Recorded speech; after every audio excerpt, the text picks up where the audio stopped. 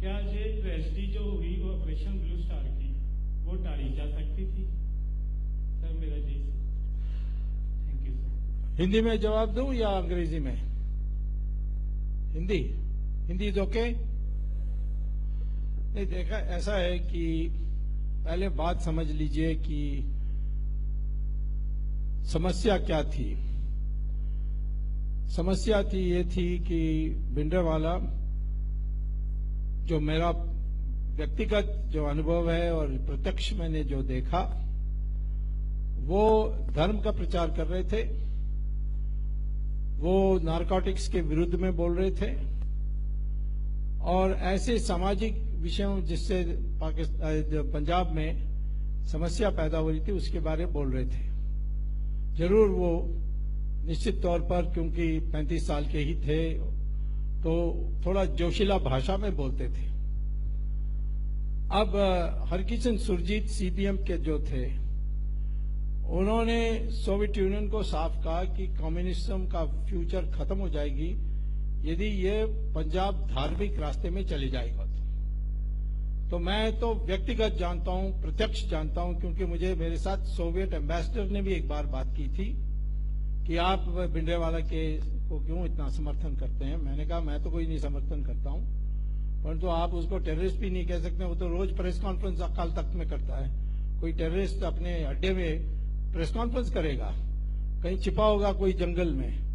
तो परंतु मुझे पता था ये, और इंदिरा गांधी की मजबूरी थी।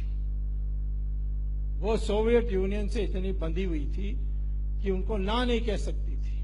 मुझे एक बार ज्ञानी जैल सिंह ने कहा कि जाकर इंदिरा जी को समझाओ कि बहुत बड़ा गलत हो जाएगा यदि वो आर्मी भेजेगी। तो तब मैंने इंदिरा गांधी से बात भी की थी, लेकिन वो जो पीछे जो सोवियत यूनियन का जो दिमाग था कि एक तो इस धार्मिक प्रचार को होने नहीं देना है, क्योंकि हरकिशन सुरजीत इस पर बड़े जोर लगा रहे थे, और दूसरा था कि इस पंजाब की जो लोगों के, खासतौर पर सिख लोगों को कमजोर कर देंगे तो जो हमारी लड़ने की शक्ति है वो भी दुर्बल हो जाएगा।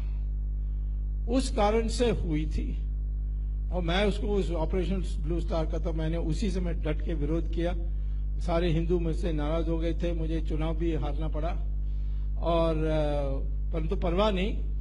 लेकिन यह है कि मैं सबको, ये हमारे देश में मैं अपने भाषणों में कहता हूं कि देखिए ये जो मीडिया है इसमें जो भी बातें आती है इसकी दोबारा सोचने की आवश्यकता है।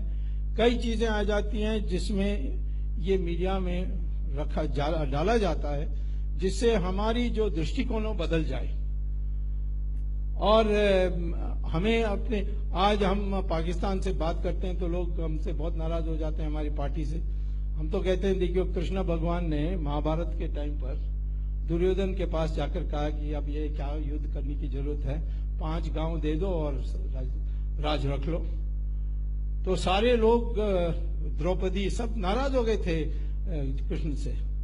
तो कृष्णा ने कहा कि मैंने दुनिया को दिखाने चाहता था कि ये इतना अनरीजनेबल आदमी है, ये 5 गांव भी देने के लिए तैयार नहीं है, तो युद्ध के बड़ा विकल्प में और कुछ नहीं है।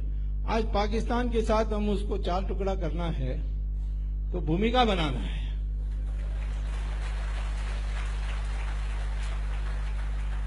तो बड़ी सूझबूझ के साथ ये सारी हो रही है, परंतु हम कहां पब्लिक को पब्लिकली बता सकते हैं इसको कि मैं बोल सकता हूं तो कल कह देंगे गवर्नमेंट वो तो पर्सनल ओपिनियन है उसका, या हमारा ओपिनियन नहीं है।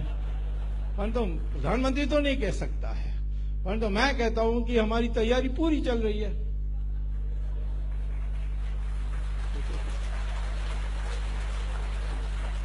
तो वैसे ही मैं आपको कहता हूं कि ऐसे बातें अब इतनी प्रचार हो गई।